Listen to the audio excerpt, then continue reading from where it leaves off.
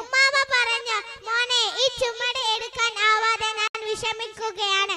നബി സല്ലല്ലാഹു അലൈഹി വസല്ലമ ആ ചുമട് എടുത്തുകൊണ്ട് ആ ഉമ്മാമയുടെ വീട്ടിലെത്തിച്ചു. ഉമ്മാമ പറഞ്ഞു, മോനെ നീ കരുണയുള്ളവനാണ്, വലതും തരണമെന്നുണ്ടായിരുന്നു, പക്ഷെ ഇപ്പോഴൊന്നും കയ്യിലില്ല.